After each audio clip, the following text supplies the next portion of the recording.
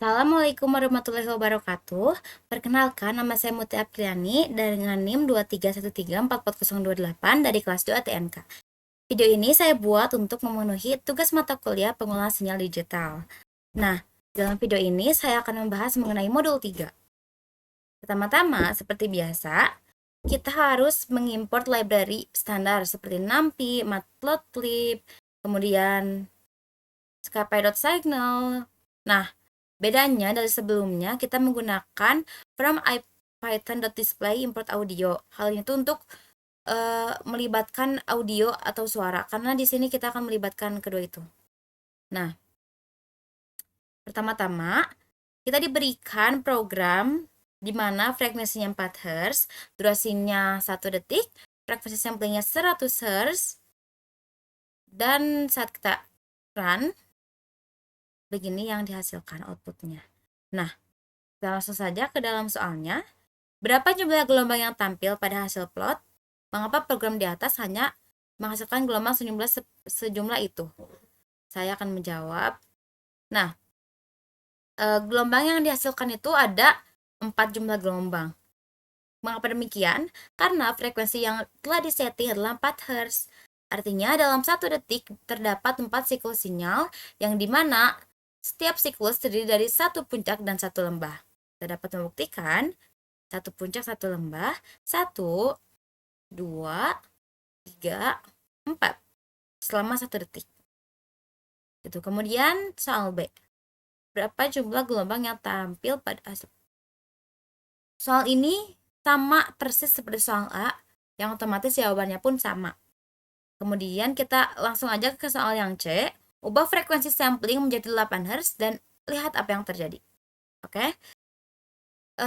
Pada soal C itu kita disuruh mengubahnya menjadi 8 Hz. Frekuensi sampling yang sudah saya ubah. Dan apa yang terjadi? Kita dapat melihat bahwa grafiknya menjadi kasar dan juga tidak halus. Kenapa demikian? Karena hanya ada 2 titik sampel untuk setiap gelombangnya. Ini tuh sesuai dengan batas minimum dari teori Nyquist yang mengatakan bahwa frekuensi sampling lebih besar 2 kali dari frekuensi sinyalnya.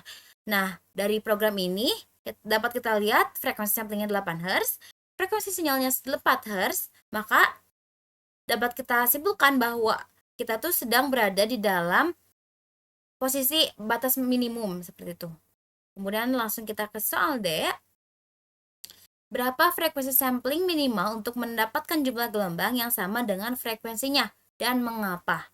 Nah, untuk menjawab soal ini saya sudah melakukan pengujian secara bertahap. Saat frekuensi coba kita setting menjadi 9 Hz, dapat terlihat bahwa plot masih belum sepenuhnya menampilkan 4 gelombang yang jelas. Nah, namun ketika saya men-settingnya menjadi 10 Hz, dapat dilihat bahwa plot sudah memperlihatkan 4 gelombang yang sesuai dengan frekuensi sinyalnya, yaitu sebesar 4 Hz. Nah, dari sini kita dapat simpulkan bahwa frekuensi sampling minimal yang mampu memvisualisasikan jumlah gelombang yang benar adalah 10 Hz.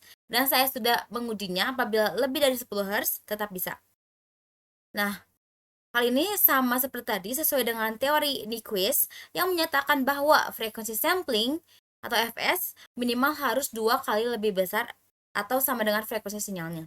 Dalam kasus ini, dengan frekuensi sinyal sebesar 4 Hz, maka batas minimal samplingnya adalah 8. Tetapi saat praktik, 8 tuh belum dapat memunculkan 4 gelombang dan baru dapat memunculkan ketika 10 Hz. Nah, jadi dapat disimpulkan bahwa dibutuhkan lebih sedikit tinggi dari 8 Hz untuk menampilkan gelombang yang secara utuh, seperti itu. Selanjutnya kita masuk ke analisis suara. Pertama-tama kita diberikan program seperti ini. Frekuensinya 440 Hz, durasinya 5 Hz, frekuensi samplingnya 1500, fase awalnya 0, amplitudenya 1, offsetnya 0, persamaan T-nya seperti ini, persamaan S-nya seperti ini. Selanjutnya, soal A, kita diminta untuk mengganti frekuensi samplingnya menjadi 1500 Hz. Dan kita lihat apa yang terjadi. output audionya tidak dapat diputar. Meskipun nilai 1500 Hz secara teori sudah lebih dari 2 kali frekuensi sinyalnya, yaitu 440 Hz, dan memenuhi syarat dari teori Nyquist, namun faktanya audio tidak dapat diputar di sistem ini. Hal ini tuh kemungkinan dikarenakan standar frekuensi sampling untuk audio digital adalah minimal 8000 Hz. Kemudian kita masuk ke soal yang B.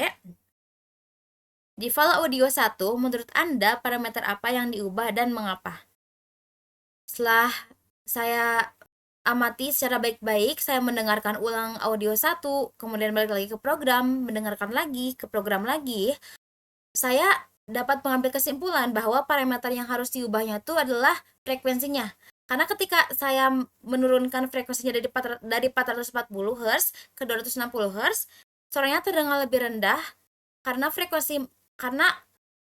yang saya tangkap frekuensi itu dapat menentukan tinggi nada atau pitch dari suara, dan frekuensi yang lebih tinggi menghasilkan nada yang lebih tinggi, sementara frekuensi yang lebih rendah menghasilkan nada yang lebih rendah. Seperti itu. Kemudian masuk ke soal yang C. Di file audio 2, menurut Anda parameter apa yang diubah dan mengapa? Sama seperti audio 1 tadi, saya sudah menganalisisnya dengan baik dan saya mengambil kesimpulan bahwa pada audio 2 tuh saya harus mengubah parameter offsetnya dari 0 menjadi 30 karena speaker dan perangkat audio umumnya didesain untuk menangani sinyal AC.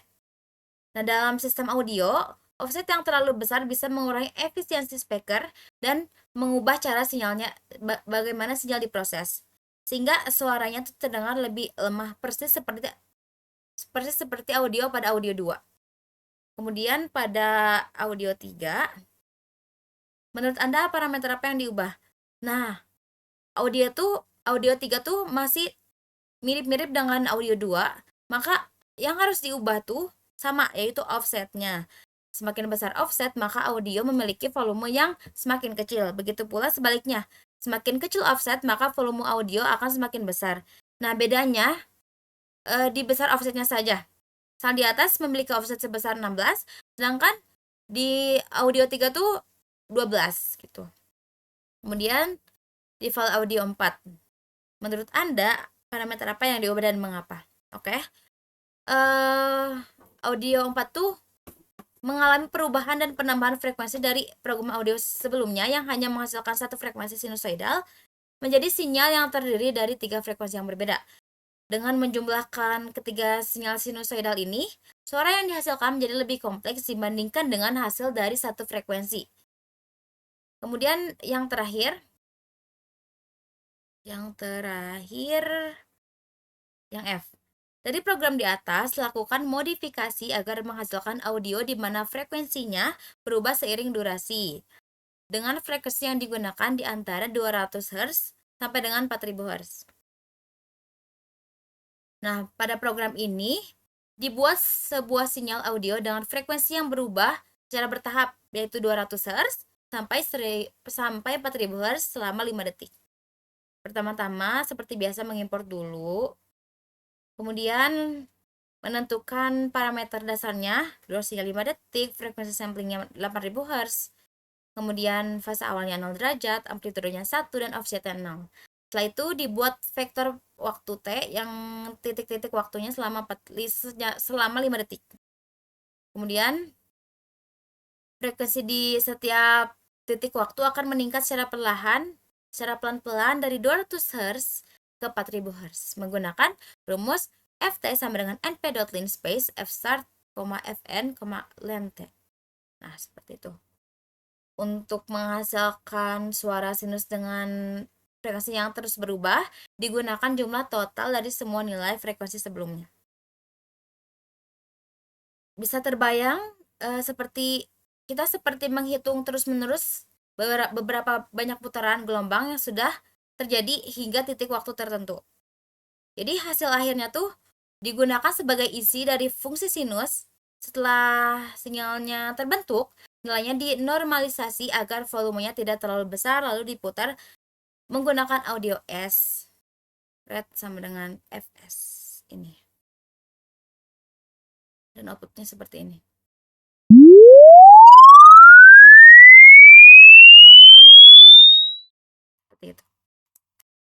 Mungkin hanya itu yang dapat saya sampaikan. Mohon maaf apabila ada kesalahan dalam penyampaian. Terima kasih. Wassalamualaikum warahmatullahi wabarakatuh.